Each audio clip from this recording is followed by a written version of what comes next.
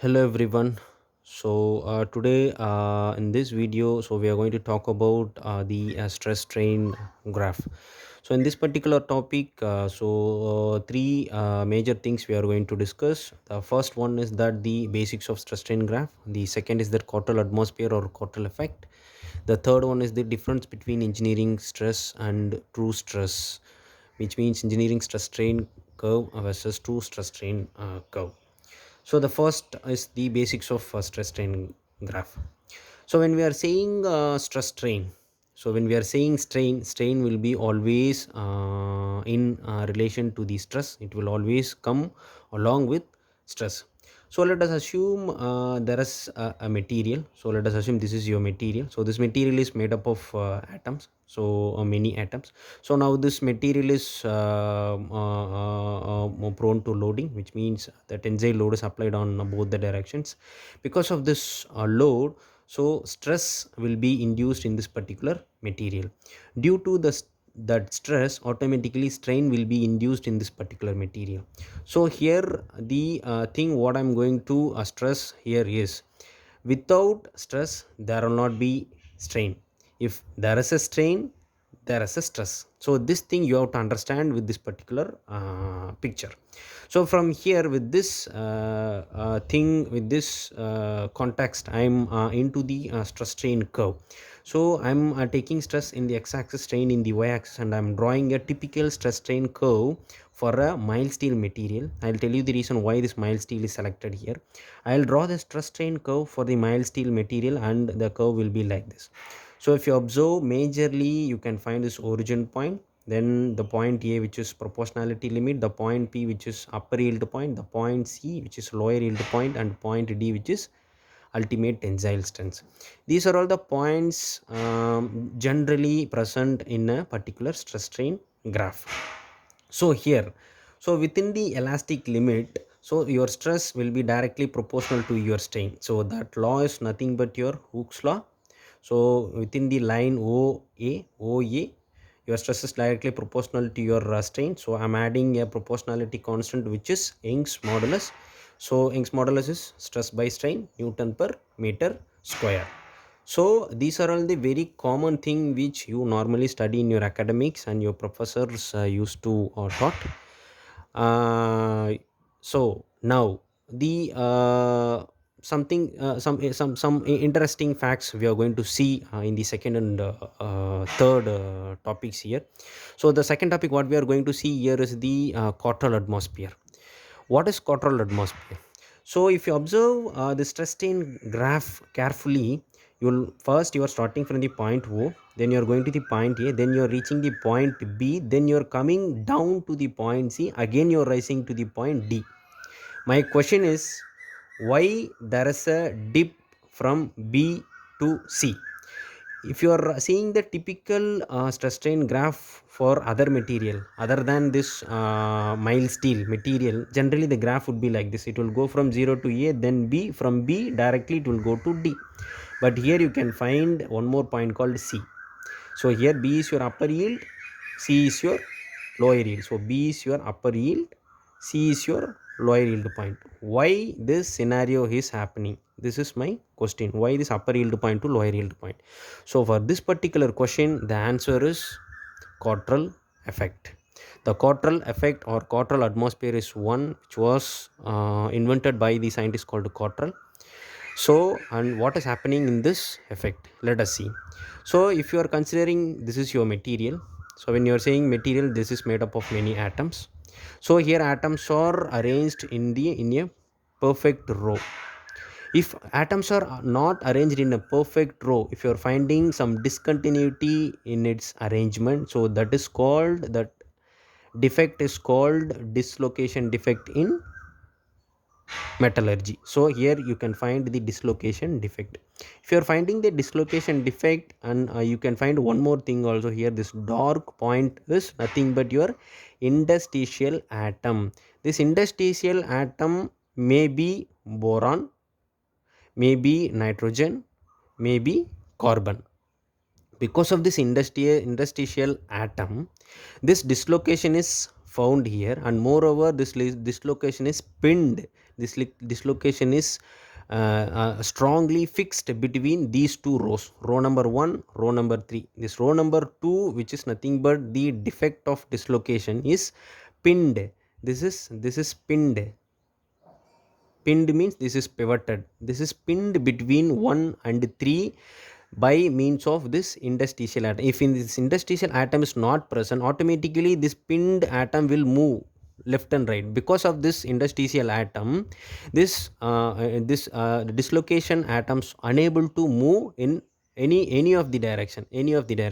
Here, generally, this strain curve, when we are applying a tensile force on its horizontal direction, we normally used to calculate. So let us assume the tensile force is applied on this particular two directions. So automatically, because of this tensile force, there will be a one more force called compressive force will automatically applied in this particular direction. So here in this atom, compressive force will be acting from top and from bottom. So in this scenario, automatically this atom actually tend to move, but because of this interstitial atom, because of this interstitial boron or nitrogen or carbon atom, these atoms could not able to move. These items are pinned, or these items are fixed in its location. So because of this fixing in nature or pinned in nature, we have to dislocate this item. So here we are giving more stress or more force. Means after reaching the proportionality limit, we are giving more force in order to move this item, because we are keep on applying force on these two directions. So once but this item will try to move this direction, this item will try to move this direction, so this will both will try to touch. So in that scenario, we are going to give more force rather than your lower yield point stress. We are going to give more stress. So in that scenario, automatically in this unmoved, this unpinned atoms will become unpinned in nature. So automatically that atoms will tend to move, and this will force this interstitial atom to some other location, and then these atoms will become movable. So in order to unpin this dislocation atoms, we are giving more stress or more force on the atom. So that is why we are finding upper yield point in the mild steel stress strain curve. So once it becomes movable, you can find there will be a sudden drop. So now it has become very loose in nature inside of the atomic structure. So you can apply less stress or less force in order to move this atom when you are applying force on this particular direction. So now that is the reason why you need more force to unpin this atom. After unpin, or after these atoms become movable, there will be a slight reduction in stress. Then again, your lower yield point, your stress will be normally gradually it will be increasing to the point D. So these kind of phenomena, these kind of scenario will happen in case of a mild steel material and nitrogen impurities material. So this phenomenon was initially invented by Cottrell. So that is why this atmosphere, this effect is called Cottrell effect. The disadvantages of this Cottrell effect is that, so here due to generally if these interstitial atoms or these dislocations are not present, generally in normal force itself, material will go from the elastic zone to the plastic zone. But here due to this dislocations and defects, generally you need more force to deform the material. So these are all some of the disadvantages when you are using this kind of material. So this is nothing but your Cottrell atmosphere. So the third topic what we are going to discuss here is the difference between engineering and true stress strain graph. So when you are seeing engineering and true stress strain graph, so till UTS it will be same. So after you see a UTS, your engineering graph will tend to go down, but your true stress strain curve will go in the above direction only. Why this is true stress strain curve is always going in upward rather your engineering stress strain graph. Let's see the reason. When you're saying stress is nothing but your p by a. So this is your specimen. When you're applying force in its opposite directions, this is your cross section where your necking is going to happen. So p divided by a lower cross sectional area is your stress. Let us assume, so after your ultimate tensile stress, your after your yield point, after your yield point, your material will start yield. After start yield, so automatically your cross section will become a dash. So a dash, so a dash is lower. So here your a dash is less area than your a. So corresponding a dash, your stress is sigma dash. So automatically this stress is sigma, so automatically your stress will also be less.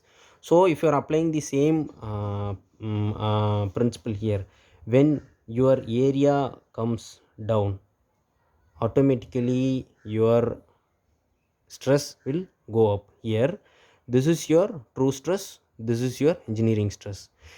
When we are calculating engineering stress, the actual area will be considered throughout the experiment. But when you are considering true stress, the true area during necking will be considered. This area will be keep on reducing, so your true stress will be keep on increasing.